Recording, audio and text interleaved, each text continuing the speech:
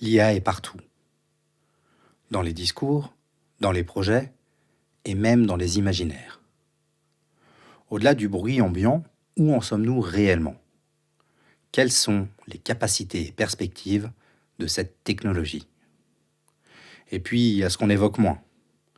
La question de la souveraineté numérique, la question de la soutenabilité écologique, la question du but et du sens. Entre réserve et emballement, notre cœur balance. Quelle place pour cette technologie dans la transformation de nos organisations? Bienvenue dans ce nouvel épisode de Time to Reset.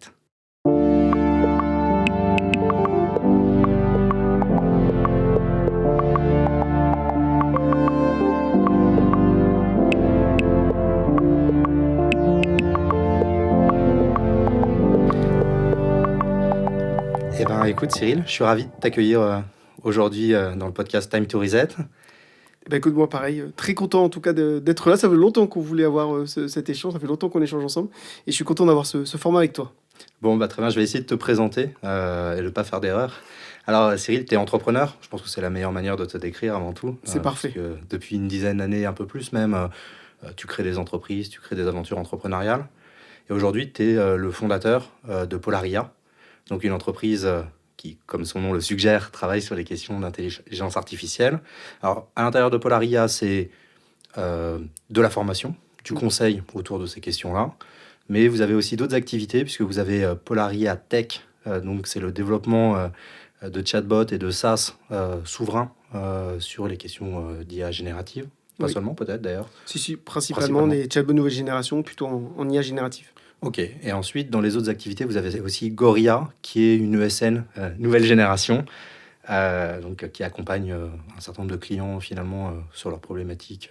IA, définition de la stratégie IA, effectivement ensuite tout ce qui va être intégration des briques IA au sein des organisations et ensuite tout ce qui va être développement sur mesure. Donc effectivement, mais c'est bien présenté, les trois activités en tout cas du groupe sont bien représentées. Ok, et il manque peut-être une initiative, puisque tu as contribué à la création d'une chaire de recherche donc, sur le management et l'IA. Managia du coup. Exactement, Managia, qui vise à étudier de manière prospective l'impact de l'IA sur les organisations et le management. On l'a créé maintenant il y a un peu plus de 2 ans et l'idée fondamentale, c'était de dire qu'on avait déjà d'excellents laboratoires de recherche en IA, en technologie IA. Et nous, ce qu'on voulait, c'était y adosser véritablement des chercheurs en sciences sociales, en philosophie, en anthropologie, pour étudier l'impact de l'IA sur les organisations, le management et l'humain, parce que face à la plus grande vague technologique de notre époque, on est aussi face à une vague technologique qui se diffuse à une vitesse qu'on n'a jamais vue. On en parlait un petit peu avant de cet échange. Et effectivement, la question, c'est comment l'individu, mais aussi la société, est capable d'intégrer une telle vague aussi fortement, aussi rapidement. Et donc, on essaye en tout cas de produire un maximum de réflexions pour guider au mieux à la fois les pouvoirs publics et les organisations publiques et privées. Ok, super, effectivement, tu l'as dit, hein, aujourd'hui, c'est difficile d'ouvrir les news sans avoir une news en lien avec l'IA, est-ce qu'elle va changer ou est-ce qu'elle ne changera pas, son impact, son développement. Donc effectivement, on sent que c'est au cœur un peu des préoccupations. Avec une sorte un peu d'IA fatigue aussi, les gens en Ouais. ont marre quand on parle d'IA, mais la réalité c'est que c'est toujours là, c'est plus un buzzword, quoi.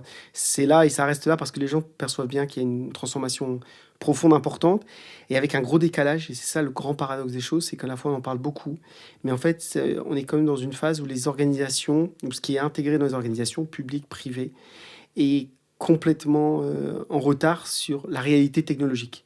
Ouais. Parce que la vraie transformation aujourd'hui, elle est organisationnelle, managériale, humaine. C'est plus une transfo technologique, c'est une transfo humaine et c'est plus compliqué. La technologie a évolué plus vite qu'on attendait et en même temps, les organisations se transforment plus lentement qu'on l'attendait. Ok.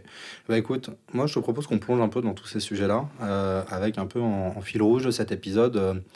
La dynamique suivante, hein, c'est que autour de l'IA, on parle de beaucoup de choses. On parle un peu, il y a une espèce de surenchère permanente aujourd'hui autour de l'IA. Et je me disais, autant profiter de la venue d'un expert de ce domaine pour tout simplement parler un peu de finalement, on en est où en termes de perspective, de réalité, de l'avancement technologique autour de l'IA et finalement de ce qui se joue un peu pour les organisations dans les années qui viennent. Et à travers ça, j'aimerais aussi qu'on creuse en fait des enjeux qui sont des enjeux de société.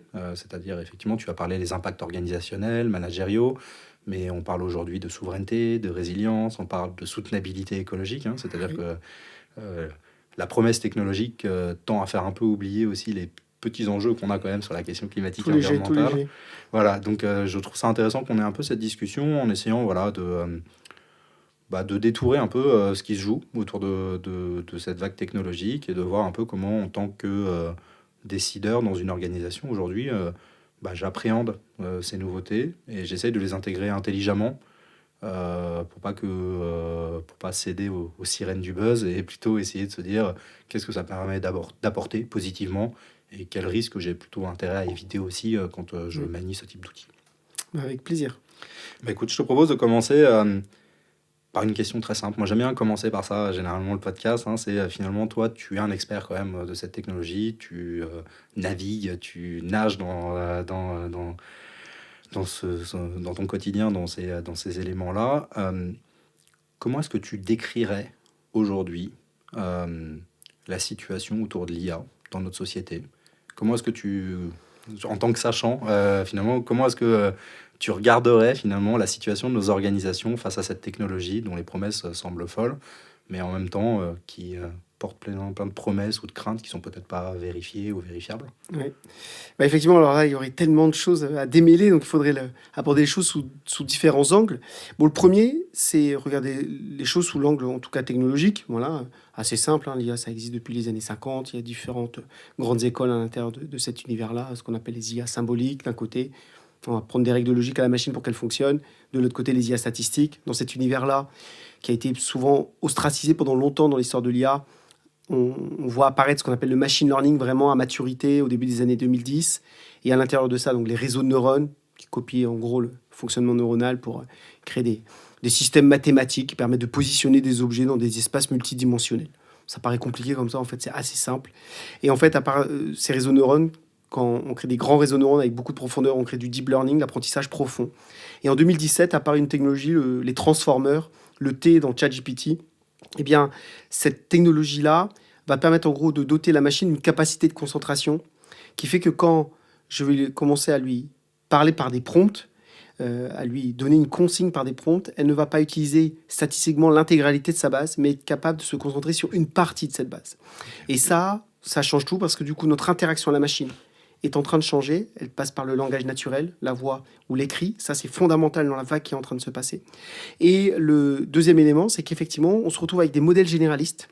Et ça, c'est un vrai changement de paradigme que les gens n'ont pas perçu, n'ont pas compris, parce qu'ils n'étaient pas dans l'univers de la data science. Mais le truc qui nous a, nous, choqués experts, c'est découvrir en 2023, ce qui n'était pas du tout notre paradigme, qu'un modèle généraliste pouvait ensuite devenir meilleur quand on le déclinait sur un sujet précis, qu'un système expert qu'on aurait entraîné sur le sujet. Et ça, c'était quand même très perturbant, parce que du coup, ça rompait tout. Avant, il fallait le bon modèle avec les bonnes données. C'est une idée un peu contre-intuitive quand même, en fait. Finalement. Exactement, Ouais. complètement contre-intuitive. Et en réalité, non. Le meilleur modèle aujourd'hui, c'est le meilleur modèle du marché. Alors, on peut citer plusieurs, mais effectivement, c'est plutôt Gemini, Claude, voire ChatGPT maintenant qui est un peu en retrait sur ces sujets. Mais les meilleurs modèles pour faire de l'analyse financière, le meilleur modèle pour faire de l'analyse médicale, le meilleur modèle pour aller faire de la réflexion marketing ou com, c'est plus des modèles qui ont été entraînés spécifiquement sur ces domaines, mais c'est ces modèles généralistes qu'on décline par du prompt. Et ça, c'est un premier élément qui est très perturbant, et c'est ce qui a complètement provoqué une première vague technologique qui fait que la chaîne digitale globale, en fait, s'est rompue, parce qu'en fait, n'importe quelle petite boîte aujourd'hui peut utiliser à son niveau le même modèle qu'utilise Microsoft chez lui. Et en fait, il n'y a plus de distinction à ce niveau-là. Donc, il y a eu une sorte d'écrasement de la valeur ici. Et donc, effectivement, ces modèles maintenant sont capables de générer du code. Les interfaces sont même capables d'interpréter ce code. Donc, le code, le développement informatique est devenu accessible à tout le monde. Ils se sont dotés de capacités de raisonnement, ce qu'on appelle les LRM, les Large Reasoning Models, donc, qui ont développé leur capacité de production. À ça, c'est associé ce qu'on appelle la recherche approfondie, le deep research, qui permet de produire des documents, des analyses profondes sur des données inaccessibles en réalité à un être humain. Et dernièrement, apparaissent ce qu'on appelle large action model, la capacité de ces modèles à agir dans l'univers digital. Et ça a eu un impact très clair en 2025, c'est que peu à peu, l'IA nous a dépassé quasiment sur l'intégralité des benchmarks cognitifs. Et donc, la réalité, c'est quoi? C'est qu'on est dans un moment clair technologique qui fait que l'IA désormais est capable de faire mieux qu'un être humain n'importe quelle tâche qui serait réalisée uniquement devant un ordinateur. Et ça, forcément, pour une économie de la connaissance, c'est fondamentalement une transformation profonde. Parce que, eh bien, la réalité de ça, c'est quoi? C'est que ce n'est pas les IA qui captent la valeur. C'est qu'en fait, elles sont en train de participer à l'évaporation de la valeur. C'est qu'en fait, le coût marginal de la cognition, qui était quelque chose de très important dans notre société, notre structure scolaire est construite sur la dimension notamment du QI, en fait, en sous-jacent. En fait, l'IA est en train de nous dire que tout ça n'a quasiment plus de valeur économique et sociale. Et ce qui est intéressant, c'est que dans cette affaire, toute notre société est organisée autour de fabriquer des gens qui sont capables de créer de la connaissance, ou en tout cas de l'accumuler, de l'interpréter, de la traiter. Donc c'est le rôle de l'école, et c'est cette espèce de changement de paradigme qu'on est en train de vivre en fait entre le XXe siècle où en fait il y avait de l'information, mais finalement il y en avait assez peu, et en fait tu pouvais humainement essayer de la maîtriser. C'est ce qui fondait l'expertise d'ailleurs. Ce qui fondait d'ailleurs le pouvoir souvent. Exactement. Et cette inversion de modèle où en fait aujourd'hui la connaissance, l'information, ça a quasiment plus de valeur, ou en tout cas de moins en moins. Et le sujet, c'est moins effectivement d'être capable de produire cette information-là que de la traiter, de l'interpréter et de la mobiliser pour des choses qui vont être pertinentes. Et de l'interagir même. Enfin, en fait, c'est même que la valeur économique, en gros, c'est vrai que tu vois, c'est fondamental de dire ce que tu dis, c'est que toute notre société a été fondée sur le fait que notre structure hiérarchique, pyramidale, même politique, a été construite pour que les gens qui avaient le plus de connaissances et qui étaient capables le mieux de restituer cette connaissance, en fait, étaient ceux qui avaient le plus de pouvoir et de valeur économique. Ça, désormais, la machine le fait mieux que nous. Donc d'un coup, tout ça, cette valeur-là a disparu. Il disparaît d'un coup. Et ça, c'est très perturbant. Si tu as construit toute une structure sociale sur ce paradigme, et que ce paradigme est remis en question, il y a tout ce qui se passe aujourd'hui. Avec une réalité, c'est quoi? C'est que, cependant, si la cognition, ou la pure cognition est en train de disparaître, le QI, l'intelligence humaine, elle est plus large. Notre erreur, ça a été de résumer l'intelligence humaine au QI. Ça, c'était le problème. Et effectivement, en lien avec ce que tu dis, pour le compléter, en réalité, c'est que c'est pas tant d'avoir de la connaissance et d'être capable de la restituer, c'est plutôt l'IA est en train de déplacer la valeur économique et sociale vers ce qui n'est non captable par la machine. Et ce qui est non captable par la machine, c'est la dimension biologique de ce qu'on est, le mouvement manuel fin, donc les métiers manuels, la perception sensorielle du monde, mais du coup qui pourrait intervenir partout. Quand toi, tu interviens dans une organisation pour accompagner de la transformation sur des sujets RSE, écologiques, il y a la donnée brute que tu récupères, mais il y a ces interactions humaines que tu perçois des choses qui ne sont pas formalisées dans la donnée. Et la valeur économique est en train de se déplacer là. Et en fait, dans tous les métiers, il y a ça. Tout est en train de se déplacer pour aller là où finalement la machine ne peut pas capter. Et donc, effectivement, on sait aujourd'hui que c'est la perception sensorielle du monde, c'est tout ce qui va relever de l'interaction humaine et tout ce qui va relever du temps long. Et donc, l'économie va pas s'effondrer, c'est juste que la valeur économique se déplace. Alors, bien sûr, ça remet en cause plein de modèles, parce que si je suis un expert comptable et que mon métier, c'était de produire des expertises comptables, de produire des bilans comptables, ma valeur économique elle est en train de se réduire à zéro.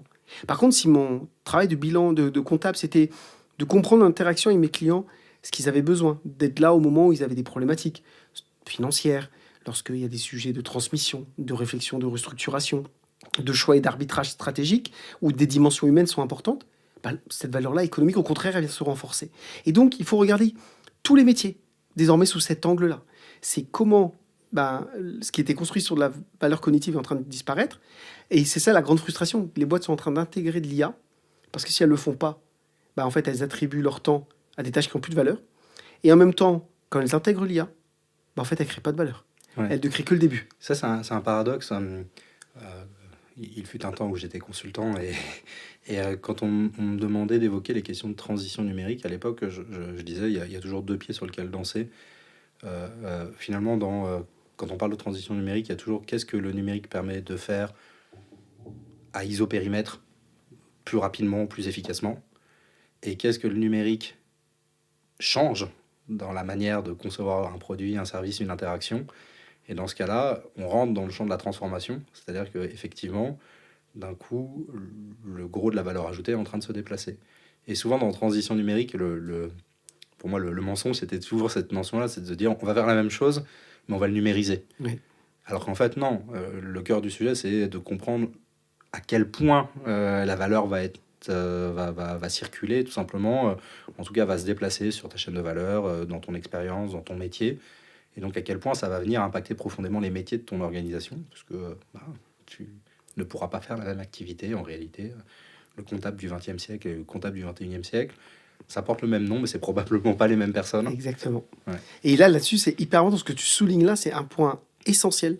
C'est qu'aujourd'hui, on le voit d'ailleurs dans les stratégies d'entreprise, plus de 80% d'entre elles, quand elles intègrent de l'IA, elles veulent gagner de la performance. Ouais. C'est bien, il faut le faire. Mais il faut que les gens comprennent qu'en réalité, quand elles font ça, c'est juste qu'elles sont juste en train de se mettre au niveau du marché. Et elles ne produisent pas de valeur économique en réalité. Donc, actuellement, dans le monde, 95% des projets IA échouent. Et pourquoi ces projets échouent? Parce qu'effectivement, ils sont focalisés sur ça. Alors, il y a plein d'autres dimensions, de ne pas assumer qu'effectivement, l'IA, c'est plus une fonctionnalité, c'est une infrastructure. Donc, il y a plein de choses. Il faut accepter de revoir son organisation, les fiches métiers. Et en fait, les organisations qui réussissent, elles ne se concentrent pas uniquement sur le fait d'intégrer l'IA pour devenir plus efficientes, mais pour transformer fondamentalement leur business model. Et je le dirais au sens noble du terme, au sens où ça s'applique au public et au privé. C'est fondamentalement qu'est-ce qui change dans notre manière en fait de faire les choses. Et donc ça, c'est essentiel en tout cas pour aborder la transformation des organisations et des entreprises. C'est une intuition que j'aime et j'aimerais bien te la soumettre pour voir comment tu réagis à ça. C'est que sur ce champ-là, j'ai l'impression qu'en fait, c'est plus simple pour une petite organisation. C'est-à-dire que l'impact positif de comment est-ce que ça vient me permettre de gagner de la performance ou de gagner même de l'espace de jeu en termes de créativité se ressent plus profondément dans des petites organisations où on a souvent plus facilement des couteaux suisses, des gens qui sont à l'interface de plein de tâches et en fait ils vont gagner de la performance, mais c'est une performance qui est pas seulement ils font plus de ce qu'ils faisaient avant, c'est ils dégagent du temps pour faire d'autres choses en plus. Donc en fait finalement ça vient enrichir vraiment l'organisation, que dans les grandes organisations qui sont un peu plus industrielles par essence, puisqu'on a standardisé les process, les métiers, les tâches à accomplir, et dans lequel on va ressentir plus profondément le côté on a juste été un peu plus efficace grâce à l'IA quand c'est possible, mais ça vient pas remettre en cause fondamentalement le modèle. Enfin, c'est l'intuition que j'ai. C'est une bonne intuition et qui est confirmée par les études. Alors, modulo un aspect, c'est qu'effectivement, actuellement, plus de 56% des chefs d'entreprise, par exemple, considèrent que l'IA est un enjeu de survie à horizon de 3 à 5 ans. Mais 80% d'entre eux pensent qu'ils n'ont pas les compétences à leur côté. Donc ça, c'est la petite limite. C'est qu'effectivement, c'est vrai ce que tu dis. Pour les sociétés où une personne interne soit a été recrutée, soit parce qu'il y a quelqu'un qui a une forte appétence, ou un petit groupe idéalement, et qui participe du coup à cette transfo. Et effectivement, il y a un avantage plutôt a priori pour les petites structures, et en fait, on a une comparaison très claire entre les grands groupes et les ETI. Actuellement, les ETI se transforment plus vite que les grands groupes. Et donc, ce que tu dis est en train de se traduire modulo cette dimension de compétence. Il y a donc une forte inégalité entre entreprises, suivant le fait qu'à un moment donné, j'ai se passionner ou pas de l'IA en interne. Qui s'en saisit, qui va toucher l'outil, qui va même faire des bêtises avec, mais en fait, finalement, qui va aussi rentrer dans des boucles d'apprentissage qui permettent à l'organisation de se positionner en fait sur ces sujets. Et tout à fait. Donc en tout cas, il y a cet élément d'appropriation interne.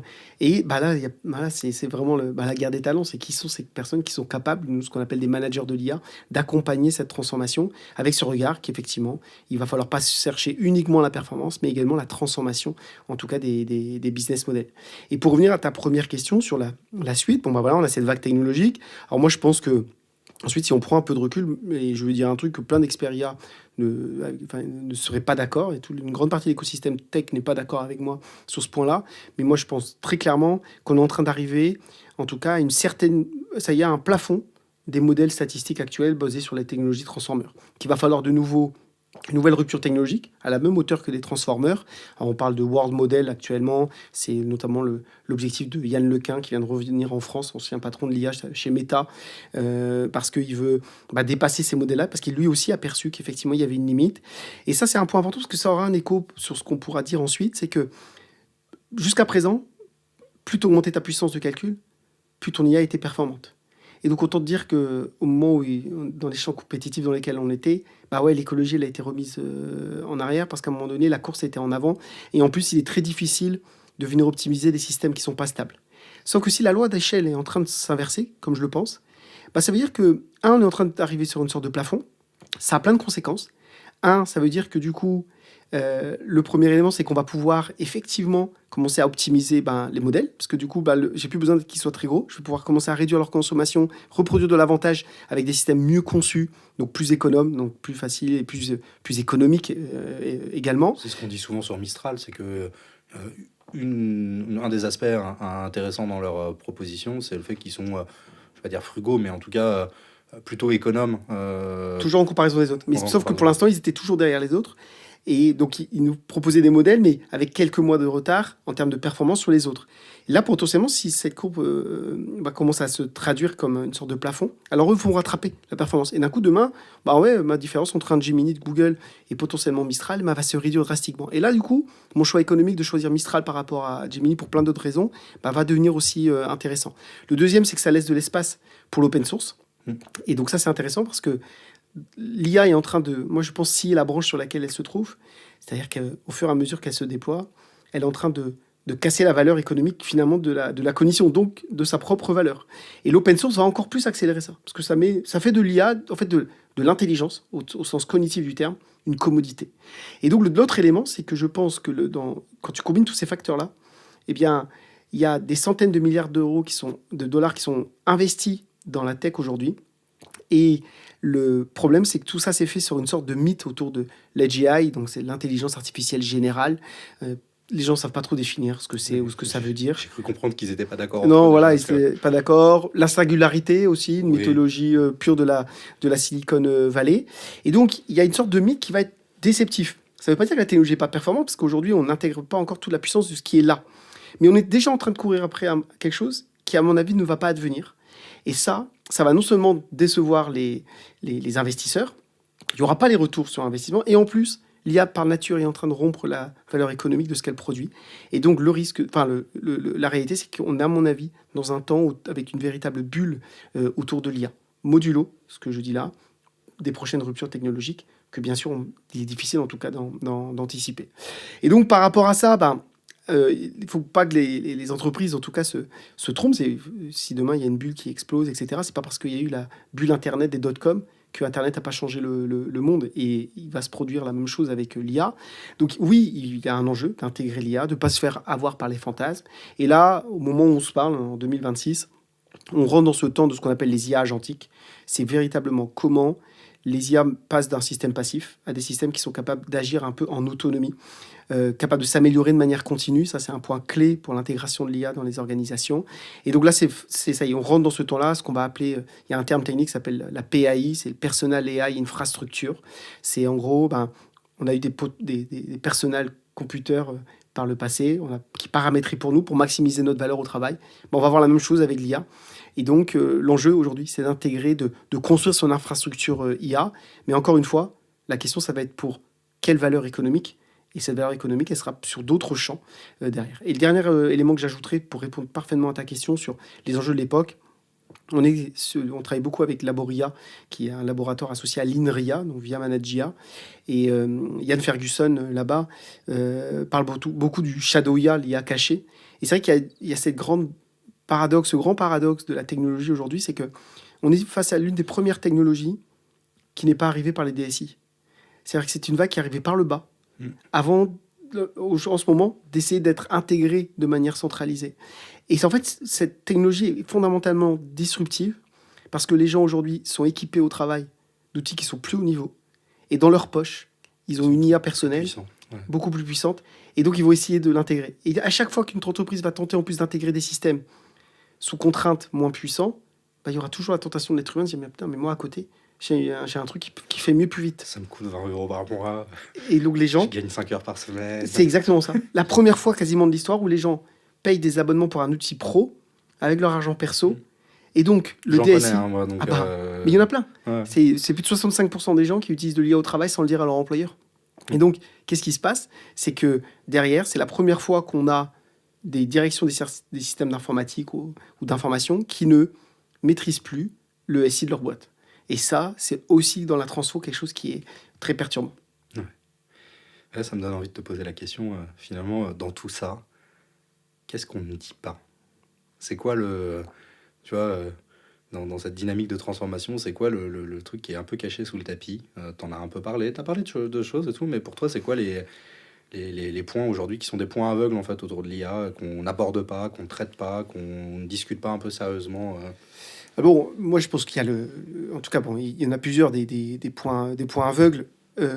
Forcément, spontanément et aussi par les échanges qu'on a nous ensemble, il y a la dimension écologique. Mais j'ai envie de te dire que malheureusement, tant qu'une technologie n'est pas encore stabilisée, malheureusement, on peut parler de ce sujet-là, mais c'est pour l'instant de la théorie, parce que à mon avis, il y a la dimension compétitive.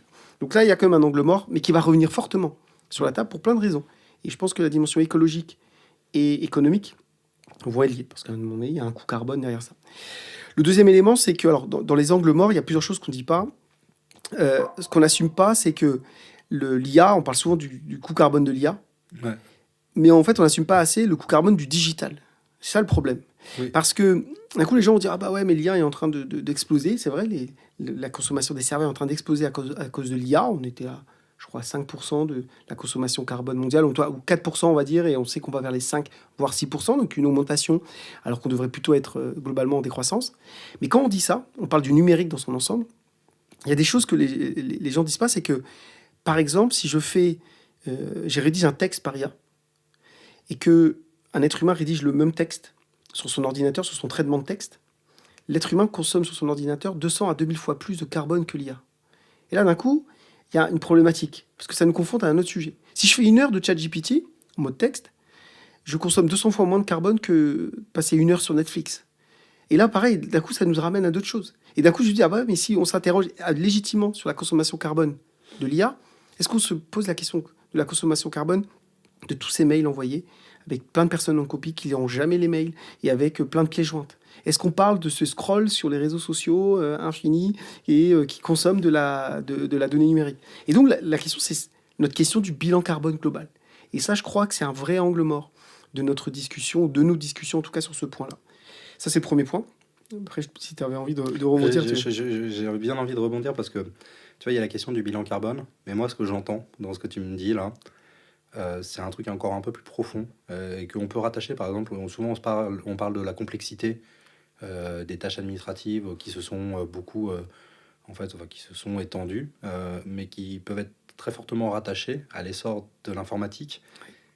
Et donc, effectivement, mon point est le suivant, c'est de se dire, certes, la technologie permet des usages, mais ça ne veut pas dire que les usages soient forcément eux-mêmes porteurs de valeur en tant que tel. Ah ouais. Et donc, du coup, bah, on parle, bon, après, chacun se fera son opinion, Netflix ou pas, vous voyez, enfin, ça, je pense que c'est difficile d'avoir une vision arrêtée, mais souvent, sous l'angle, par exemple, la question des comptes rendus de réunion, nombre de fois où, bah, voilà, moi, j'avais un peu le regard suivant, c'est de dire, bah, globalement, un compte rendu, c'est bien s'il est lu, quoi. S'il n'est pas lu, de Tout toute à fait. façon, c'est-à-dire que le problème se pose ailleurs, c'est l'utilité de la réunion, l'utilité des gens qui sont à la réunion. Et Est-ce là, que ça a vraiment un impact de devoir faire un compte-rendu? Enfin, je pense que souvent la technologie, en tout cas dans le bilan, on parle du bilan de la technologie, mais moi je questionne beaucoup aussi les usages autour de tout ça, c'est-à-dire exactement. la finalité de l'usage. Hein, Mais c'est-à-dire, en fait, on va en ressortir que par là, parce que la problématique, justement, de l'IA, c'est pas qu'elle est inefficiente d'un point de vue énergétique, c'est qu'elle est devenue hyper efficiente d'un point de vue énergétique. Et la conséquence de ça, c'est quoi? C'est les effets rebonds. Comme c'est hyper facile, ben, on l'utilise à tout et à tort et à travers. Toute technologie qui devient efficiente produit ses effets rebonds. Et du coup, le bilan carbone après est pire que celui avant. Et effectivement, tu pointes du doigt, mais exactement le sujet. C'est qu'à un moment donné, il faut sortir du coup de la confrontation technologie ou pas technologie, numérique ou pas numérique, IA ou pas IA. D'ailleurs, quand moi je parle de Netflix, des gens qui jouent aux jeux vidéo, etc., moi je dis pas qu'il faut pas faire ça. Moi, des fois, je regarde aussi des séries, etc. Par contre, tout le monde doit avoir conscience de son bilan carbone global. Et chacun l'alloue ensuite à ce qu'il a envie, ce qu'il aime. Moi, on n'est pas, nous deux, on peut pas décider pour les gens ce qu'ils aimeraient faire, ce qu'ils aiment faire. En tout cas, c'est pas mon projet de société. Mais... Voilà, bah exactement, c'est pas le mien non plus. Par contre, on a un sujet, c'est que, ouais, par contre, on sait qu'on a des limites planétaires en termes de consommation carbone, en tout cas en l'état des technologies énergétiques. Bon, bah, il faut regarder la chose. Et si à un moment donné, j'alloue mon bilan carbone à des choses, bah, je dois essayer de le réduire également ailleurs. En tout cas, c'est une responsabilité, il me semble, collective, même si j'ai le sentiment que la France et l'Europe est parfois peut-être un peu seule sur cette question-là. Et encore chez nous, tu le sais bien, c'est aussi des choses qui sont mises sous le tapis. Mais du coup, ça nous amène effectivement que le vrai sujet, c'est ce que tu dis, c'est quoi nos usages. Et effectivement, il faut sortir de l'opposition pour rentrer plutôt dans un triptyque qu'on pose beaucoup avec Managia, c'est de se dire que, bah non, il y a des usages, on a envie de la high-tech.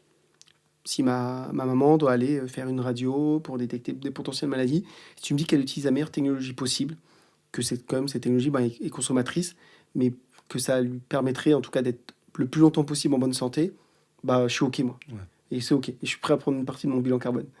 Par contre, il y a peut-être plein de choses. On n'échange pas. Par exemple, toi et moi, on échange via WhatsApp. Bon, bah, est-ce qu'on a besoin que WhatsApp soit par contre hyper puissant? Est-ce qu'on a besoin que nos smartphones soient hyper puissants pour continuer, pour avoir ce truc-là? On aime bien s'envoyer des photos, des vidéos, des liens, ok. Bah, ça, on a peut-être besoin de low-tech à ce niveau-là. Et là, tu vois, là, on est en train d'interagir. Tout à l'heure, avant d'échanger, on prenait un café simplement. Peut-être qu'aussi, il y a no-tech. On a besoin aussi des espaces où on n'a pas besoin de tech. Et quand tu poses ça, high-tech, low-tech, no-tech, la question, c'est comment tu répartis effectivement l'usage de ta technologie et à partir en tout cas de la dimension des usages. Et ça va être essentiel parce qu'effectivement, comme tu le dis, à un moment donné, la société est complexe et la France, elle est, je crois, un peu le roi sur ce sujet-là. Et le risque avec la technologie, avec l'IA, c'est qu'on cache la complexité administrative ou autre sous l'IA. Et pour créer à la fin des choses qui doivent répondre, parce que du coup, c'est terrible. Aujourd'hui, nous, on forme des gens à utiliser l'IA pour rédiger des cahiers des charges, notamment en public. Ils utilisent également l'IA pour analyser ensuite les réponses. Et en face, moi, j'ai des gens qui utilisent l'IA pour analyser les cahiers des charges, produire les réponses et l'envoyer. Donc, moi, c'est ma théorie, c'est que de toute façon, ça arrive en bout de course et que tout ça n'a plus de valeur. C'est-à-dire qu'à la fin, on organise un oral, les amis, parce que du coup, il va falloir qu'on discute, juste pour vérifier que les gens en mode sont en maîtrise de ce qu'ils disent devoir faire. Tout à fait. Mais dans le recrutement, c'est la même chose. Oui. Les gens rédigent leur CV par IA. En face, il y a des gens qui utilisent l'IA pour le... Et le seul moment de valeur dans la chaîne de valeur, et ça, c'est intéressant, c'est la représentation de ce qu'on a dit tout à l'heure. Le seul moment de valeur dans le temps recrutement, c'est le moment où deux êtres humains se rencontrent. Et là, c'est intéressant. C'est que ta valeur économique, elle s'est déplacée. Et ça y est. Et là, on rentre là-dedans. Donc, il y a une perspective pour dire, tiens, l'IA bien utilisée, on pourrait peut-être maîtriser, en tout cas, notre bilan carbone, même s'il ne faut pas faire de greenwashing. Ça, c'est essentiel, il me semble. Il faut regarder les choses en face. Et de là, de se dire, tiens, peut-être qu'en fait, la valeur économique se déplaçant plutôt dans l'interaction humaine, perception sur le réel du monde, nous ramène au réel, en fait. Et donc là, en tout cas, c'est quelque chose en tout cas d'intéressant. A priori, du coup, ça veut dire qu'on n'a plus forcément besoin de traiter autant de cahiers des charges. Exactement. Ouais. Et plutôt dans l'interaction. Mais c'est vrai, aujourd'hui, moi, j'utilise Gemini, je traite mes mails plus rapidement, parce que, tu vois, donc du coup, je réponds aux gens plus rapidement, parce que du coup, mon IA assiste, elle lit mes mails non lus, elle les priorise, elle me pré-rédige les réponses. Bon, je suis content actuellement quand je suis un des seuls à le faire, en tout cas en moyenne, disons qu'on fait partie des 5% à le faire, directement intégré dans nos boîtes mail. Bon, du coup, je réponds plus vite aux gens et j'envoie plus de mails. Moi, c'est l'inverse. Le problème... je réponds plus. Non, mais là, tu vois, c'est ça, le vrai point, c'est ça, parce que le problème, c'est que moi, de ce que je fais, et là, je pense que c'est ta réponse qui est la bonne. Parce que moi, maintenant, dans pas longtemps, en plus, je suis en train de former les gens à le faire. Donc moi, les gens, en conséquence, ils vont apprendre à utiliser l'IA. Et en conséquence de ça, du coup, ils vont répondre plus vite à mes mails, m'envoyer plus de mails. Et moi-même, je vais... Et donc, on rentre dans une boucle où, tu vois, on est en train de tourner. Et souvent, en conférence, je raconte ce truc-là. Je dis, on a créé j'ai un avatar virtuel qui parle comme moi, qui connaît mes connaissances. Et donc, je peux l'envoyer dans mes visios. Il peut faire des visios à ma place, tu vois. Et si je dis pas aux gens, les gens pensent que Cyril se connecte à la visio et parle avec eux, tu vois. Bon, super, ça, c'est le fait fun. Mais maintenant, on prend un peu de recul. Si on commence tous à utiliser ça, ça se trouve, toi et moi, là, on sait pas, mais on est en visio. Tu sais, et on est en train de se faire une réunion en visio, on n'était pas au courant, nos agents ont décidé de se faire une visio, sans se dire que l'autre c'est une IA. Ça se trouve, on est en train de s'engueuler en visio, alors qu'on est là. Tu vois bien que là, il y a des choses qui sont absurdes. Ça devient absurde. Hein. Ça devient absurde. Un côté un peu Shadok, en fait, dans cette affaire. C'est-à-dire que... Oui. En fait, moi, je ramène toujours à cette idée qui est... c'est pas parce qu'on est en capacité de faire des choses qu'on doit les faire. Oui. Et qu'en fait, un peu comme le pouvoir, je pense que la première règle d'apprentissage dans tout ça, c'est justement d'être capable de s'auto-limiter. Et que le fait de ne pas aller parce que la technologie nous permet de faire des choses partout, je pense que c'est une forme de sagesse quand même à essayer de développer, parce qu'il y a une espèce de course en avant en fait en ce moment où... du coup, à quoi ça sert d'échanger par mail si il n'y a plus d'humain derrière tout ça? Tout à fait. Du coup... Exactement. Et alors, pour le coup, moi je pense qu'il y a un premier élément, c'est que l'IA bien utilisée peut venir réduire le bruit numérique. Ça Ouais. serait un premier intéressant, parce qu'en fait, si une organisation publique veut potentiellement solliciter des organisations privées pour un cahier des charges, peut-être qu'il pourrait y avoir un premier niveau d'interaction entre des IA qui connaissent les contextes de part et d'autre, qui présélectionnent, par leur interaction, sélectionnent un candidat, puis, ou des candidats, puis effectivement, ensuite, on enclenche, en tout cas, la rencontre humaine. Donc, je pense que, en fait, l'IA peut avoir cette perspective de venir nous décrocher de nos écrans, qui sont devenus des espaces d'addiction forte, par les notifications associées, etc. Tout ça a été pensé comme Dopamine Lab associé Ouais. à Facebook. Pour... Je vois, moi, je me rends compte à quel point ils m'ont eu. Ah ben, Ça me fait mal, hein, Mais- mais je pensais pas. Ils m'ont eu, mais- ils m'ont eu. mais c'est exactement ça. Et moi, par exemple, moi, j'ai plus aucun réseau social sur mon Ah, smartphone. bien. J'ai coupé toutes les notifications, j'ai plus rien. Alors, plus personne n'arrive à m'avoir au téléphone, parce que je réponds jamais. Mon téléphone est tout le temps sur silencieux. J'ai aucune notification sur le téléphone et aucun réseau social. Je continue à utiliser les réseaux sociaux de Sur manière pro, l'ordinateur. mais sur l'ordinateur, je me connecte une fois par jour. Donc, j'ai limité en tout cas cette dimension parce que et donc et moi, je souhaite que l'IA soit encore plus en capacité de me réduire le bruit numérique pour être encore plus plutôt dans la valeur ajoutée humaine. Alors là, je donne un exemple, j'ai les mêmes travers que tout le monde en réalité. Mais j'ouvre en tout cas cette perspective. Et le deuxième élément qui est hyper important et qu'il ne faut pas qu'on néglige, et c'est très lié à la dimension du coup écologique, c'est que à chaque fois qu'une technologie nous a promis de gagner du temps, en réalité, on a accéléré. Au moment où on se parle, là, en 2026, les gens n'ont jamais été équipés d'autant d'outils de productivité. Et on n'a jamais eu autant de burn-out, autant de gens qui manquent de temps, la tête dans le guidon. C'est quand même incroyable. Mais moi, le premier. C'est-à-dire que on court après le temps, alors que normalement, avec tous les gains de productivité qu'on a fait, mais tous les matins, on devrait s'appeler pour dire tiens, t'as pas un truc à faire aujourd'hui, là, je m'en viens, j'ai rien à faire. Non, c'est pas ce qui se passe. Pourquoi? Parce que derrière, il y a un phénomène qui est étudié par le sociologue Armand Rosa, qui s'appelle l'accélération. Et en fait, il me démontre d'ailleurs que l'accélération n'est pas technologique. C'est qu'en fait, l'accélération, elle est sociale, elle est aussi des rythmes de vie. Et en fait, on est pris socialement par plein d'infrastructures, par plein de choses, de construction, dans une accélération de notre rapport au temps, une sorte de morcellement, etc. Et la société évolue de cette manière-là. Et la question, c'est comment on sort de ce phénomène d'accélération. Parce que je crois que c'est ce phénomène d'accélération qui nous amène dans la problématique écologique aujourd'hui. Et dans ce que tu dis, tu vois, cette sagesse que tu dis. Mais si je suis toujours la tête dans le guidon, comment je peux prendre un peu de recul sur ma journée et me dire, putain, mais est-ce que tout ce que j'ai fait aujourd'hui, c'était utile? Ce serait génial qu'on ait tous ce temps-là. Tous les jours, on pourrait avoir un temps pour dire, tiens, est-ce qu'aujourd'hui, tout ce que j'ai fait, c'était utile? Qu'est-ce que j'aurais pu ne pas faire? Et qui n'aurait pas eu d'impact. Si on pouvait se poser cette question tous les jours. Moi, maintenant, ça fait partie de mes rituels. C'est genre l'essentiel et l'accessoire. C'est vraiment, finalement, aujourd'hui, tu as parlé du terme le bruit. Et je pense que c'est la bonne manière de qualifier tout ça. Il y a beaucoup de bruit, en fait, d'agitation, du mouvement un peu partout. Mais quand tu regardes, souvent, c'est des gens qui font des tours en rond, en fait. Il ne se passe pas grand-chose. Tout à Et fait. on confond le travail, l'intensité avec le bruit. C'est-à-dire que du coup, il y a plein de gens qui font plein de choses, qui envoient plein de mails. Exactement. Mais ensuite, qu'est-ce que ça dit en termes de travail, en termes de valeur ajoutée? Bah, pas grand-chose en fait. Tout à Pas fait. grand-chose. Ah, mais Et je moi, pense que justement, il y a un vrai sujet, mais c'est pas si simple, parce que collectivement, on est un peu tenu.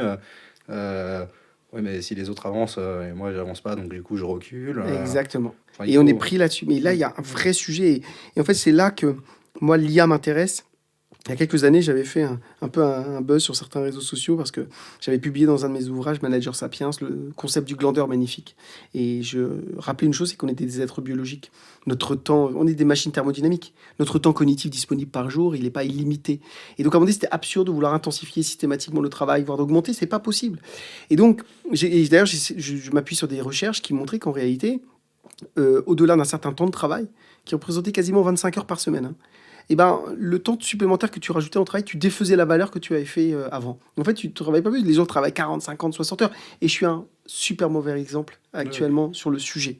Et donc, mais sauf que ça m'interroge beaucoup. Je me dis, bah oui, mais en fait, il faut qu'on arrive à sortir effectivement de ça, protéger notre temps cognitif pour l'ajouter effectivement à ce qui a vraiment de la valeur ajoutée. Et là, je me dis que oui, tu vois, Jacques Ellul, il dit que la technologie, elle est ni bonne, ni mauvaise, ni neutre. L'IA est là-dedans.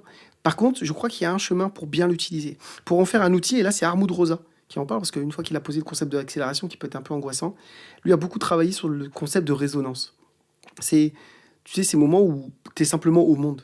Tu es là et tu es présent, où tu t'ouvres aux choses. Tu sais, à un moment donné, je sais pas, j'étais dans le train tout à l'heure, je sais pas, je me suis arrêté, je regardais dehors, le paysage, tu vois, il y avait des choses, ou d'un coup, en levant la tête, je m'aperçois que la personne à côté de moi, je la connaissais, et je ne l'avais pas saluée. Donc, hop, on commence à enclencher une discussion. Et tous ces éléments où, à un moment donné, tu es présent au monde. Ou à un moment donné, professionnellement, tu es dans ces temps où là, tu as de la valeur ajoutée, quelle que soit ta profession. C'est parce qu'à un moment donné, tu es capable d'être là. Et ça, si tu n'as pas de disponibilité cognitive pour le faire, pour être présent à l'intérieur du présent, c'est ni être d'ailleurs en dehors du monde, ni être dans l'accélération, mais entre les deux.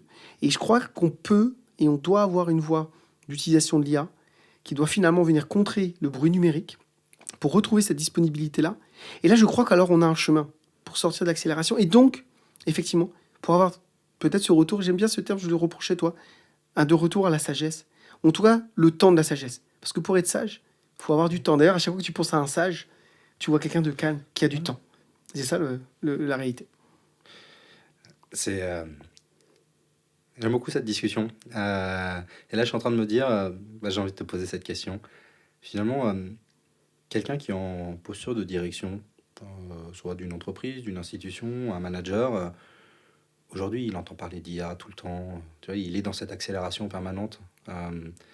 Et je me permets une incise peut-être avant d'aller là-dessus, mais juste parce que je connaissais pas la version que tu avais mentionnée autour de l'accélération. Je connaissais le concept de grande accélération qui décrit le phénomène de la deuxième moitié du XXe siècle où la révolution industrielle s'emballe et où d'un coup notre consommation de matières premières, de ressources s'amplifie, tout simplement parce que notre économie s'emballe un peu derrière tout ça. Et je ne peux pas complètement le déconnecter. Pour moi, c'est une forme de... Mais c'est relié. Voilà. Et du coup, tu vas voir pourquoi je les relie. C'est qu'en fait, en tant qu'aujourd'hui décideur d'une organisation qui fait partie de ce monde, une institution, une entreprise... elle est dans un champ compétitif. Une institution, elle joue avec des besoins de ses usagers qui sont très réels, des contraintes qui sont là. Elle n'est pas en dehors du monde, en fait. Elle peut pas complètement dire non, vous êtes gentil avec votre accélération, moi je vais ralentir. Et en fait, je me dis, c'est compliqué aujourd'hui parce que tu es en posture de direction.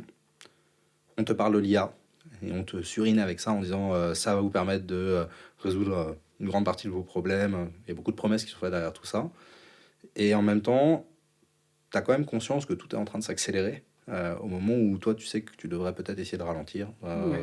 Et donc, comment tu gères ça, en fait comment, finalement, donc, moins de ton côté en tant qu'offreur mais de solutions, mais plutôt de se dire, c'est quoi le bon logiciel à adopter pour un décideur aujourd'hui vis-à-vis de cette technologie-là qui est en train de, bon gré, mal gré, se répandre dans notre société. C'est quoi l'état d'esprit à avoir? C'est quoi la grille d'analyse à fabriquer? Comment est-ce que tu regardes ton organisation, tu regardes tes équipes, je sais pas, comment tu prends le sujet en fait, hein?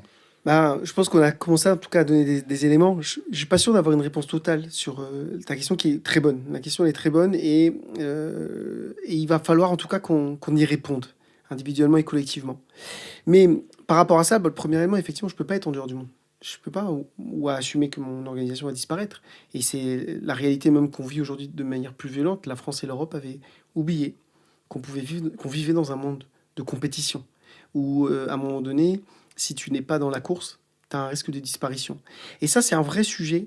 C'est que du coup, toutes nos questions qui ont été produites autour et du capitalisme, et de l'innovation, et du progrès ou pas, et de l'écologie, ont systématiquement analysé les choses de manière binaire.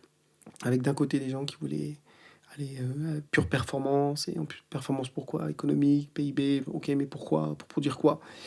Et de l'autre côté, des gens qui voulaient tout arrêter, nous mettre, alors je caricature, mais dans une ZAD.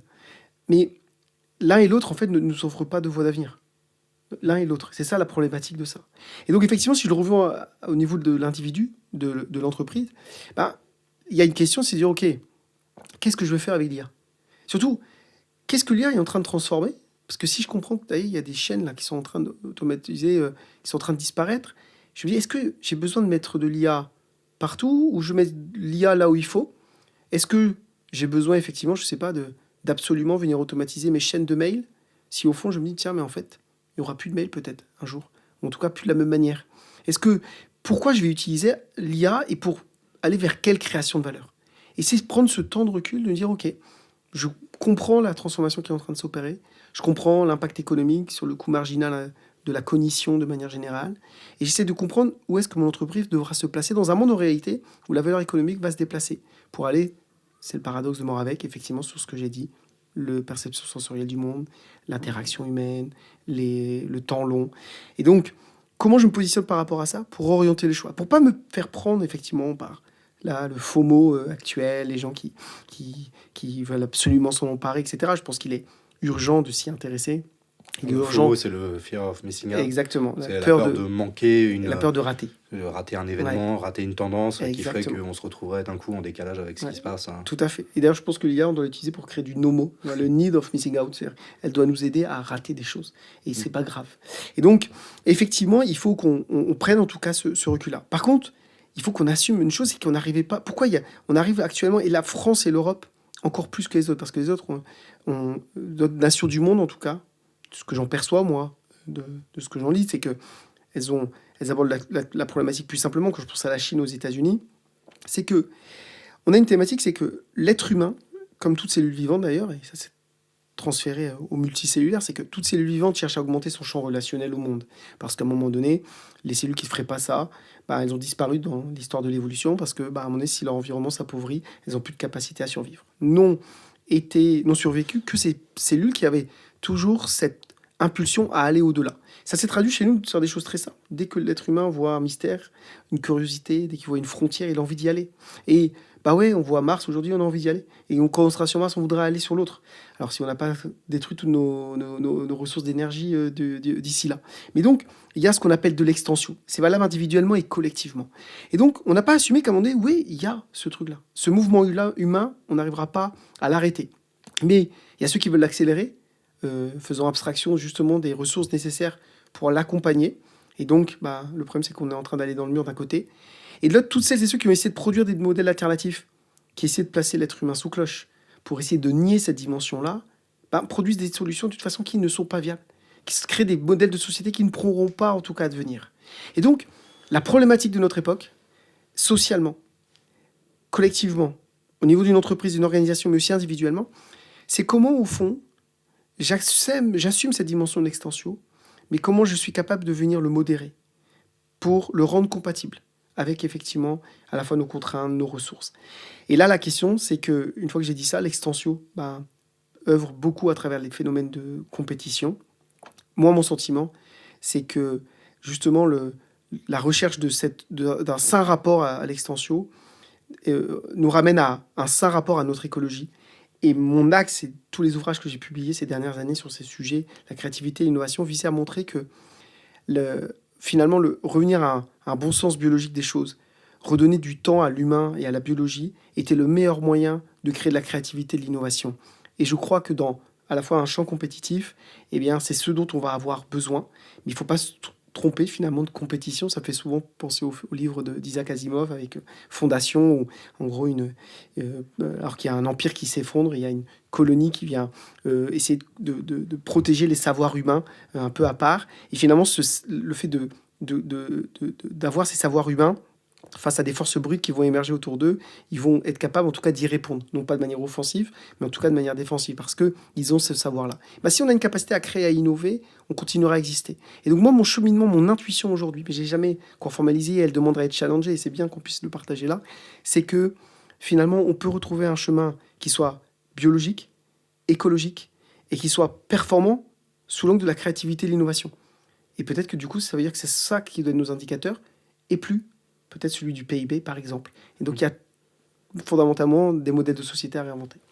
Mais tu vois, c'est intéressant parce que je réfléchis là à ce que tu viens de dire et je me dis, tu as beaucoup parlé de créativité, d'innovation, tu as parlé de compétition aussi, de modèles compétitifs. Et dans un podcast précédent, on a eu la discussion, je crois que c'était avec Iliane, sur le fait que la théorie de Darwin autour de justement l'évolution, c'est la compétition, est en partie valable parce qu'elle a été pensée sur une île globalement riche, en fait, où il y avait des ressources abondantes, mais que ça n'est pas représentatif de l'ensemble du vivant. C'est-à-dire que dans d'autres endroits où les ressources sont plus pauvres, la coopération, par exemple, prend énormément de place. Tout à fait. Et du coup, le jeu de réemboîtage un peu de tout ça, c'est-à-dire que la créativité, l'innovation, pour moi, c'est quasiment consubstantiel à ce qu'est l'être humain, c'est-à-dire ce besoin de nouer entre nous et de créer des choses. Oui. Mais par contre, on peut l'organiser et que, en fonction de comment on l'organise, ça produit pas exactement les mêmes impacts. Et que, tu vois, typiquement, la question de la compétition sous-tend des modèles qui ont tendance à écraser les autres, slash aller être dans une espèce de surenchère pour s'assurer une forme de mainmise à un moment ou un autre sur un marché, sur un leadership, parce qu'il y a beaucoup de sujets géopolitiques et géoéconomiques derrière tout ça.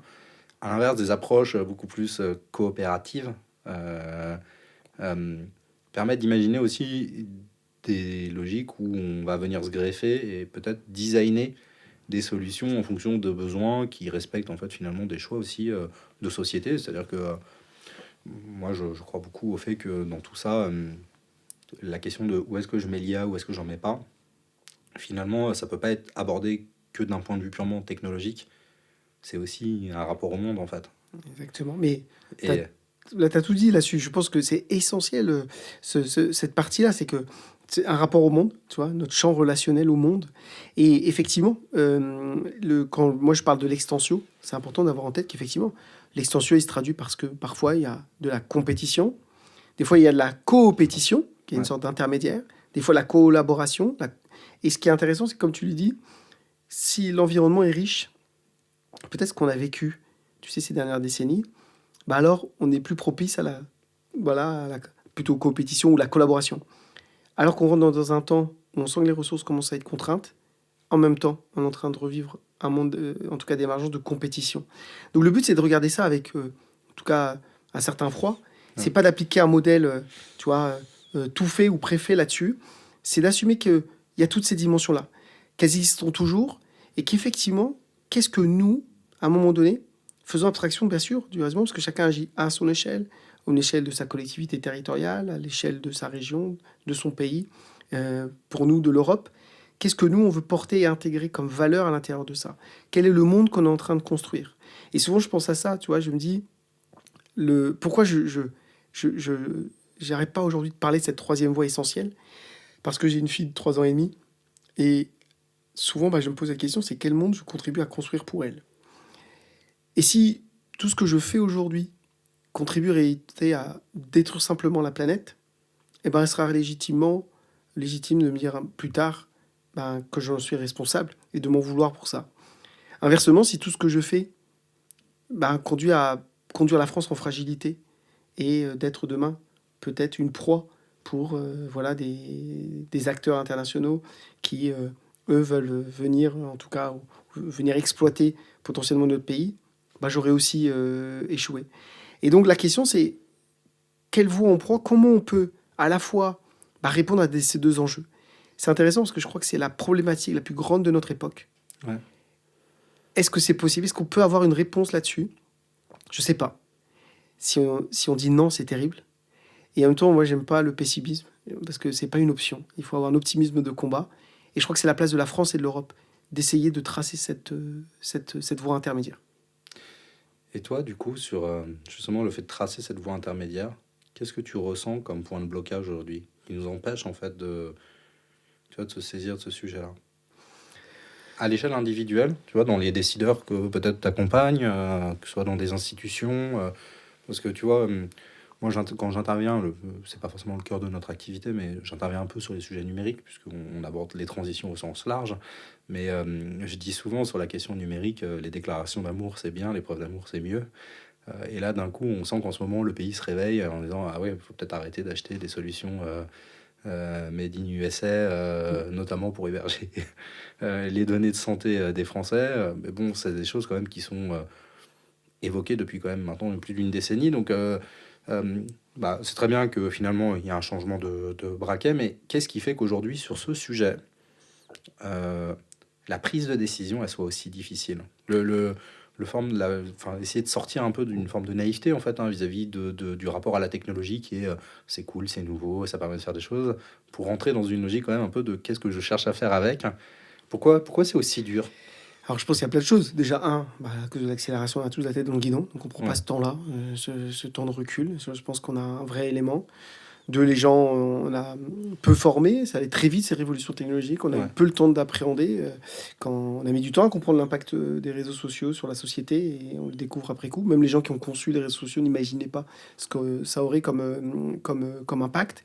Et deuxième, c'est en tout cas, on porte une dette technique aujourd'hui. C'est ça la réalité, c'est que je- par contre, tu vois, j'ai un vrai point. Même si aujourd'hui, bah, tu vois, je sens bien que les gens cherchent à moins aborder pour l'instant la question. On parlait de la RSE, etc. Parce qu'ils sont pris déjà sur des enjeux qui sont la fin du mois pour eux, en tout cas même pour les entreprises, des problématiques plus globales de performance, etc. Tout le monde, cependant, a conscience. Quand même, les gens se mentent pas. Alors, parce que je ne connais pas beaucoup de climato-sceptiques en France. C'est vrai, quand tu regardes les États-Unis de loin, tu te poses des questions. Mais en France, en Europe, les gens, les décideurs, en tout cas les gens bien critiqués, ils savent. Du coup, ça crée de la frustration. Et des fois, on se dit, et plein de gens, et chacun d'entre nous, des fois, on fait des choses, on dit, c'est pas ce ouais. qu'il faudrait faire. Mais on le sait, et en même temps, comment je fais autrement? Ou qu'est-ce que je peux faire? Et tu sais, il y a quoi bon? Il y a toutes ces dimensions-là qui commencent à freiner. Et derrière, pas une dette incroyable. Comment on fait pour sortir de tout ça? Comment je fais à un moment donné? Parce que ben, pour retrouver notre, tu vois, notre souveraineté globale, il faudrait retrouver la maîtrise de nos données, notamment en France et en Europe. On a découvert que avoir donné toutes nos données aux réseaux sociaux, ça a créé les géants de l'IA américains et pas du coup européens. Et ça, c'est un vrai en tout cas sujet. Et donc du coup, bah, au moment où on se dit, bah ouais, maintenant il faut qu'on bascule, il faut qu'on soit plus indépendant, bah ouais, mais c'est pas facile de transformer notre système d'information, nos gestionnaires mail, les gens sont habitués à utiliser Google, et on regarde les séries sur Netflix, et en plus on a absorbé la culture américaine. Tout ça ne nous dérangeait pas trop, parce que Français et Européens, on pensait que nous et l'Amérique, c'était la même chose. Puis Trump est arrivé, et il nous a dit non. Et d'un coup, on a pris conscience de ça. Et d'un coup, on se retrouve un peu nul. Et ça, c'est vrai que c'est frustrant, et ça va pas être simple. Ça va être, je pense, même douloureux à plein d'endroits. Mais je crois qu'il y a la conscience ou la prise de conscience, elle est là. La question maintenant, comment on va produire les efforts. Et peut-être que c'est le moment, du coup, de faire du tri. Et donc c'est peut-être ça la bonne chose là-dedans. Parce que souvent je dis ça, je dis ben si Donald Trump va envahir le Groenland, tu sais, il demande à Microsoft et Google de couper les mails pendant une journée. Si on n'a plus accès à Gmail ou Outlook, combien de pourcentage de Français n'ont plus accès quasiment au monde numérique? Et donc il n'aura pas besoin de déplacer grand-chose C'est une là-bas. question un peu naïve, ça, ouais, parce que moi j'entends souvent cet argument-là. Et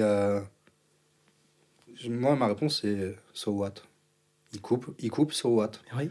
Mais en fait, tu vois, ce que je veux Mais dire, c'est... allons au bout Ouais, moi, j'aimerais bien qu'on aille au bout de cet et, bien, exercice de et réflexion. justement, c'est ce que C'est-à-dire que, euh, ok, c'est un peu comme la neige à Paris pour moi. Ouais, C'est-à-dire que le premier jour, ça va être compliqué. ouais. La première semaine aussi.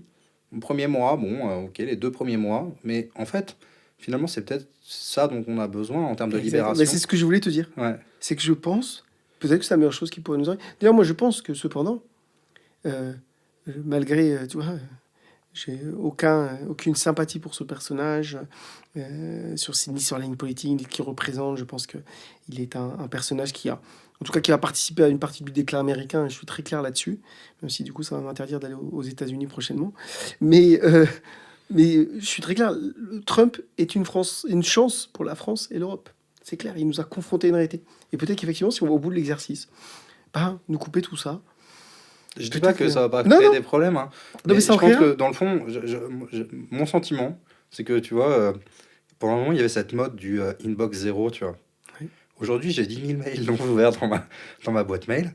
Ça va, hein, le oui. monde s'est pas écroulé. Non, mais Et en ben, fait, en réalité, bah, vous voyez, on a su faire sans, on saura faire sans. En fait, c'est un peu ça mon point, c'est que je pense qu'on surestime pour beaucoup notre capacité à s'adapter très rapidement en fait, à un monde qui, d'un coup, se dénumériserait en partie. ouais. Et effectivement, il y a plein de choses qui seraient compliquées à gérer, puisque effectivement, tous nos systèmes d'information aujourd'hui sont organisés autour de ça. Mais quand on reprend l'échelle d'une vie humaine, Mais tu vois, on parle de la pollution numérique, de la pollution atmosphérique, la pollution physique. Mais le numérique aujourd'hui est un espace de pollution cognitive majeure. Et moi, je trouve que le meilleur truc qu'on pourrait faire avec ça, c'est un super nettoyage. Et tu sais, je parlais d'une expérience qui était assez incroyable. C'est du coup c'est le Human Institute for Adaptation qui a conduit cette étude-là. Ils ont placé 14 personnes pendant, je ne sais plus exactement combien c'était de pendant 40 jours. 14 personnes pendant 40 jours dans une grotte sombre. Pas de montre, rien qui indiquait le temps. Pas de numérique, de digital, rien. Et les gens ont vécu dans cette grotte pendant 40 jours. Alors, persuadés qu'ils s'organisaient, ils avaient leur vie. Le but, c'était d'étudier comment ils s'adaptaient justement au manque de repères. On voulait comprendre les rythmes chronobiologiques de l'être humain, etc. Il y a un documentaire, d'ailleurs, sur ce sujet. Et je l'ai partagé, ça, d'ailleurs, j'ai fait une conférence TEDx il n'y a pas très longtemps, et j'ai parlé de ça. Et quand on est venu ouvrir la grotte pour aller les chercher au bout de 40 jours, vous ne savez pas que c'était 40, ça faisait 40 jours. Il y en a 13 sur 40 qui ne voulaient plus sortir. T'imagines, c'est dingue. Je dis souvent ça, je dis, comment on a réussi ce truc incroyable de rendre notre monde moins désirable qu'une grotte sombre. Parce qu'à un moment donné, ils avaient retrouvé juste le bonheur d'être là, présent, simple. Interaction, juste là. Plus l'impératif du temps, plus ces choses-là. Je dis pas que c'est l'expérience extrême, parce que ça reviendrait à dire, bah ouais, mais il faut qu'on se mette tous dans une grotte sombre pour vivre. Non, c'est pas ça. Ça peut pas être un modèle. Mais par contre, ça doit nous interroger. Et ouais, ça nous amène à une chose, c'est qu'on a une pollution cognitive majeure et en fait énormément des choses qu'on voit en numérique, qui nous impactent toute la journée, en fait, n'a aucune utilité économique et sociale. Et je suis en train de... je réagis à ce que tu viens de dire, là.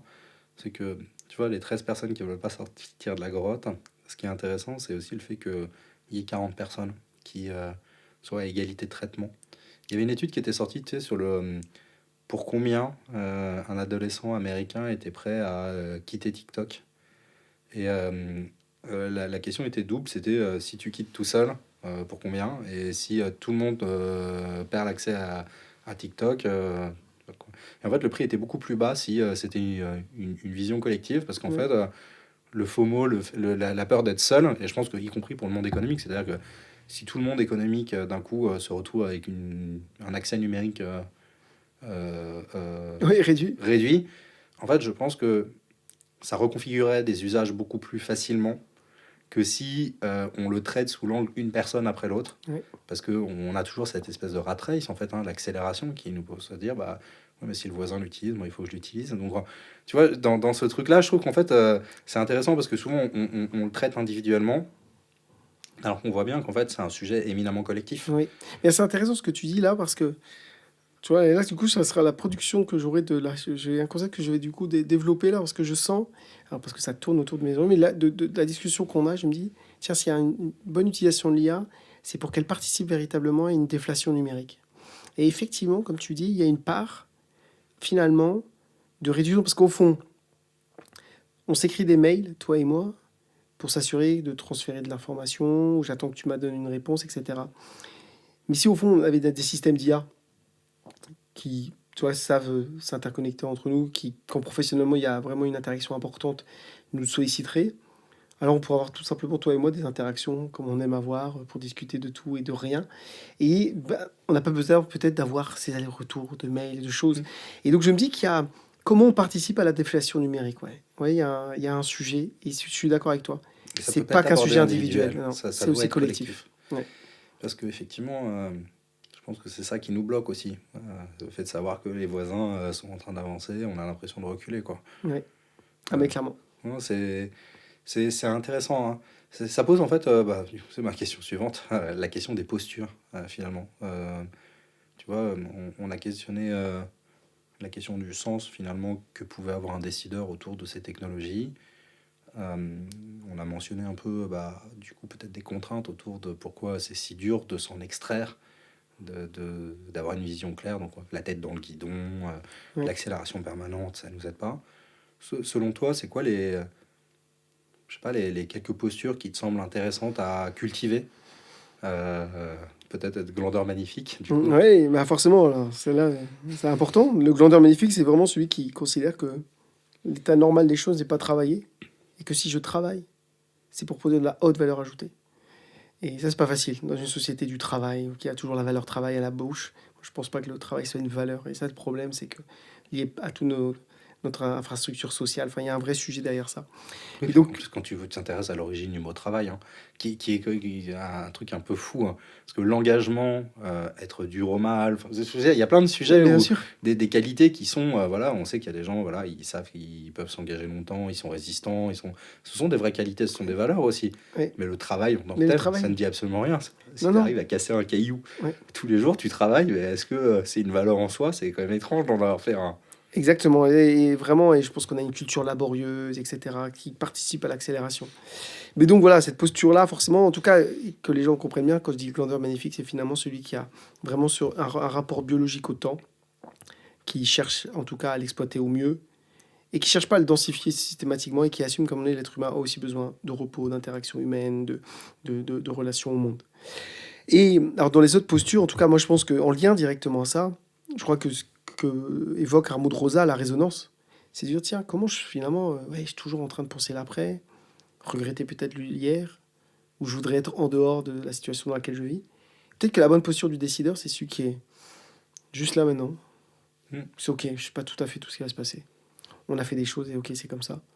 Et en même temps, peut-être que je suis juste bien là, et mon but c'est d'être là. Et je pense que cette dimension de la résonance, c'est en termes de posture stratégique quelque chose qui est important. Et après, bah forcément, euh, on ne peut pas dans l'époque qu'on est, pour plein de raisons, ne pas être curieux. Ça, je Ouais. pense que c'est important. La curiosité saine, en tout cas, est importante. Et le dernier élément, l'humilité. L'humilité. Soyons humbles.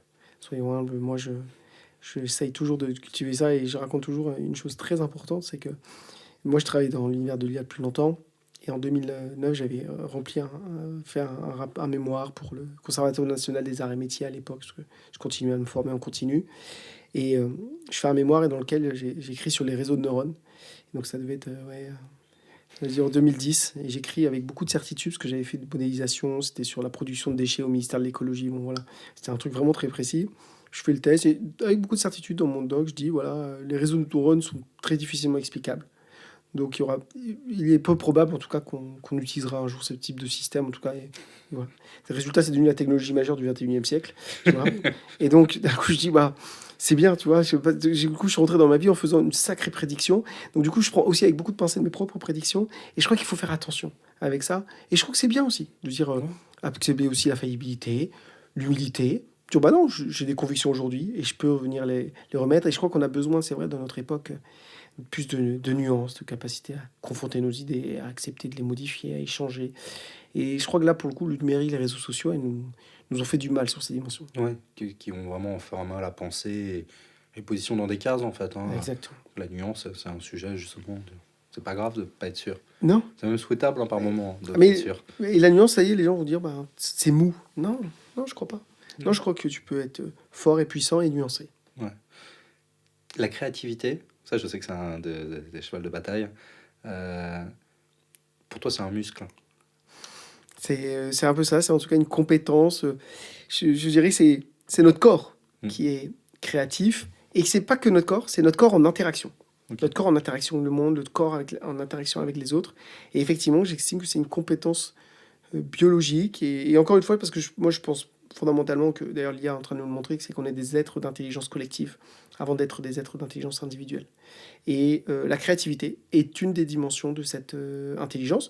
Et je ne crois pas que ça s'oppose avec l'IA. Je crois que l'IA va venir participer à ces processus créatifs. Ouais. Donc en essayant de le travailler à l'échelle individuelle et collective. Tout à fait. Et ça, c'est intéressant, hein, le fait que du coup, il va y avoir deux échelles dans l'application de cette technologie. Ouais. C'est-à-dire Ah oui, parce qu'aujourd'hui, elle est très centrée individuellement. oui. Mais effectivement, peut-être que la prochaine frontière, c'est Comment je on l'apporte à un diminue le niveau. bruit, comment est-ce que du coup, ça vient résoudre des problèmes de collectif et que ça rend meilleur en fait notre capacité à collaborer ensemble et à faire des choses ensemble. Ah, mais je pense que c'est hyper important. Je pense qu'effectivement, il va falloir articuler intelligence collective et intelligence artificielle. Et que l'intelligence artificielle soit au service de l'intelligence collective. Et en n'oubliant jamais que quand tout le monde nous dit ah, ça y est, l'intelligence artificielle a dépassé l'être humain, non, elle est bien inférieure à ce qu'on est. Elle fait des choses incroyables, mieux que nous dans le champ cognitif. Et il faut jamais oublier que l'intelligence artificielle est le fruit de l'intelligence collective et pas l'inverse. Ouais. J'ai encore deux questions, Cyril. La première, c'est j'ai envie de te poser, hein, parce qu'on en a un peu parlé, mais c'est quoi ton rapport à l'écologie individuelle? Parce que, en fait, du coup, tu vis une forme de dissonance, hein, c'est-à-dire que je comprends très bien parce que tu as parlé de fondation, donc je pense qu'on a les mêmes références, même amour pour Asimov, donc je vois très bien ce qu'il y a derrière. C'est aussi une appétence pour la technologie aussi, parce que c'est incroyable comme enfin, ce que ça dit de l'être humain aussi. Donc je comprends très bien ça, mais par rapport à ce qui se passe d'un point de vue écologique, c'est pas toujours simple. Donc je suis curieux d'avoir ton... Alors moi, je le mets moins en avant parce que j'ai toujours peur que ça soit associé à une dimension de greenwashing, tu vois. Donc à un moment donné, j'ai assumé le fait de dire, bon, bah, je travaille dans l'IA, le discours serait en tout cas mal perçu, mal capté, si j'essayais de déployer une communication sur cette dimension-là. Mais moi, je me suis toujours estimé écologiste. Ça veut dire que depuis que je suis gamin, ça m'a semblé important. Mon père, il m'a appris que, tu vois, on vivait au bord de la mer à Brest, on jetait pas des choses par terre. On faisait attention aux ressources qu'on avait. Mon père a toujours été obsédé par ça et il me l'a transmis. Et moi, naturellement, j'ai toujours été dans cette dimension. Moi, je suis un minimaliste, par exemple. Mon rêve, c'est d'avoir le moins de choses possible. La société de consommation, ça me parle pas du tout. Démultiplier les achats, ça m'intéresse pas du tout. J'ai une montre automatique. J'adore ma montre. C'est une belle montre. Et j'ai pas besoin d'en avoir plein. Et j'ai pas envie d'en avoir plein. Une voiture en leasing, c'est une voiture électrique et je suis très bien. J'ai pas besoin. Et alors bien sûr, j'aime les expériences de luxe quand je peux en tout cas y accéder de temps en temps, etc. Mais j'ai aucunement besoin de posséder en tout cas les choses. Et donc c'est une démarche globale qui fait que ouais, j'ai toujours eu ce regard sur effectivement la dimension écologique. Je me suis toujours investi aussi dans ce champ-là. Certains connaissent Team for the Planet par exemple. Très tôt, j'ai par exemple investi dans ce type d'approche. Cependant, c'est vrai, par cet amour de la technologie, toujours été pris dans cette dichotomie. Alors, je dis pas que c'est une dissonance, comme j'ai dit tout à l'heure. C'est que moi, je crois du coup à cette dimension de l'extension. Et du coup, l'extension, se dire, ouais, l'humanité, elle a ce rôle de venir continuer à explorer. Parce que je suis passionné d'astrophysique, de la physique quantique. Moi, les scientifiques qui me passionnent. J'adore lire ces sujets-là parce que les revues scientifiques, je suis abonné à quasiment à toutes. Parce que j'adore le savoir, l'exploration. Je me réjouis de savoir tous les livres qui me restent encore à lire. Enfin, c'est quelque chose qui me passionne. Et donc, j'ai envie que l'humanité soit dans cette dimension. Mais être dans cette dimension de l'extension de nos connaissances, bah, ça ne veut pas dire se ruer dans les magasins au Black Friday. Enfin, je vois pas où est la corrélation entre ces deux dimensions, quoi. Tu vois, là, il y a un truc qui, chez moi, en tout cas, colle pas. Et en même temps, une fois que j'ai dit ça, bah, oui, on doit rendre ça, cette extension, compatible avec en tout cas les ressources humaines, enfin les ressources en tout cas écologiques. Et derrière, assimiler, bah, en même temps, bah ouais, qu'il y a des choses qu'on maîtrise pas, qu'on est en train d'avoir des impacts sur le monde, il faut les regarder en face. Et donc répondre, essayer d'adresser cette question qui est à mon avis la problématique de notre époque. C'est comment je rends compatible l'extension et les limites planétaires. Et ça, je crois que c'est la question de notre époque. S'il n'y a pas de réponse à ça, alors on disparaîtra. C'est une des possibilités. On ne sera pas la première espèce. Non. On ne sera pas la dernière. Tu sais qu'il y a quelque chose qui est très intéressant. Plusieurs scientifiques qui ont pointé ça du doigt. Tu sais, il y a toujours cette question de savoir s'il existe des civilisations extraterrestres. Toujours plein de débats sur effectivement les probabilités, etc. Quand tu écoutes les scientifiques... la temporalité, en fait. C'est-à-dire que le sujet, c'est probablement moins la question est-ce qu'elles existent ou est-ce qu'elles existent en même temps que nous ouais. En même temps, exactement. Et avec la capacité de capter ça. Oui, exactement. Ouais. Mais plus tu avances et plus tu dis ça, les hypothèses, quand même, a priori, si tu regardes un peu les trucs, il y a une probabilité certaine, en tout cas certains scientifiques qui se posent cet élément de se dire, tiens, mais il est quand même fort probable qu'au moment même où on se parle, il existe d'autres formes de vie ailleurs dans l'univers. Et potentiellement des formes de vie intelligentes. Mais après, je laisse le débat aux experts sur ce sujet. Bien sûr, nous, on a le fantasme de la vie extraterrestre, mais ça, je m'en emparerai pas. Mais c'est la réflexion associée qui m'a beaucoup intéressé, parce que j'avais entendu un scientifique dire, mais si jamais, effectivement, il existe d'autres civilisations intelligentes en même temps que nous, et qu'il a existé, ou qu'on n'en a jamais capté un signal, c'est peut-être intéressant de se poser la question pourquoi. Parce qu'au fond, tu sais, cet élément de l'extension dont on parle, il n'y a pas de raison que finalement cette dimension-là ne s'applique pas à eux. Il n'y a pas de raison initiale qui ferait que ils ne soient pas portés par la même chose. Mais du coup, la conséquence de ça, ça voudrait dire que si on n'a encore jamais capté un signal d'une civilisation extérieure, c'est que toute civilisation qui cherche à un moment donné à produire en tout cas son extension s'effondre avant de pouvoir envoyer un signal en dehors de l'univers, en tout cas captable, ou de pouvoir rentrer en interaction avec une autre. Et ça, cette réflexion-là, on m'a beaucoup interrogé.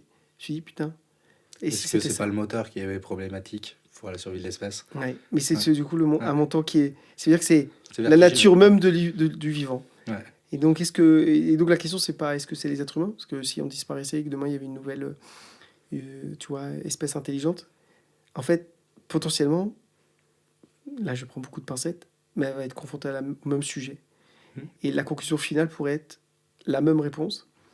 Alors du coup, je me dis, bah tiens, et si on n'était pas face à la question la plus excitante de notre époque, peut-être de l'humanité, c'est de savoir est-ce qu'on peut faire les deux?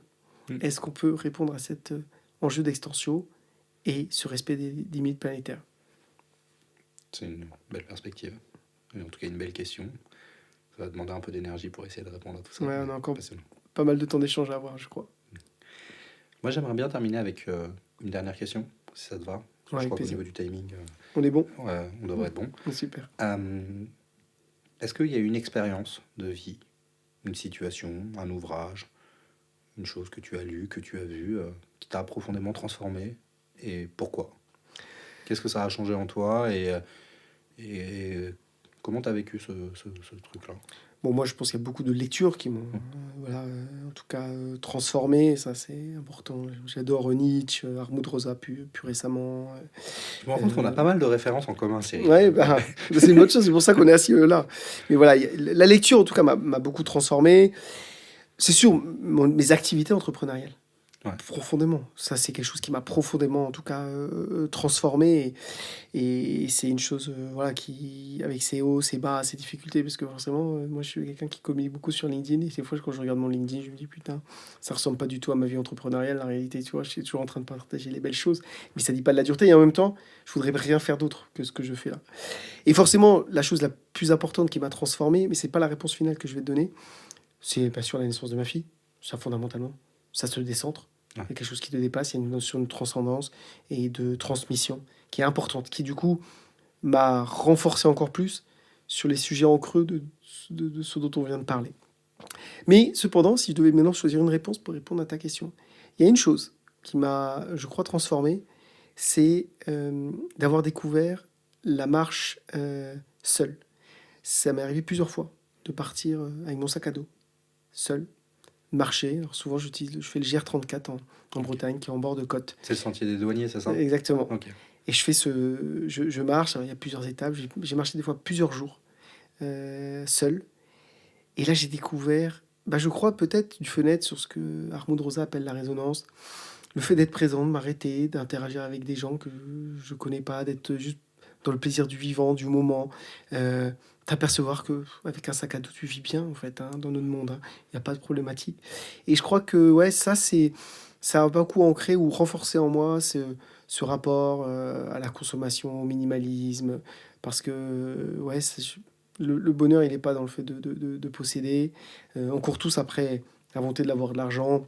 Et une grande partie des études le montrent, hein. Dès que tu as à peu près 75 000 euros de revenus par an, bah, les euros supplémentaires, ils t'apportent plus de bonheur supplémentaire. Alors, il faut déjà atteindre ce niveau-là, et ça peut poser plein de questions sur la répartition des richesses. Mais en tout cas, à un moment donné, il faut pas courir après un mirage qui t'apportera pas le bonheur, alors que potentiellement, il est déjà là.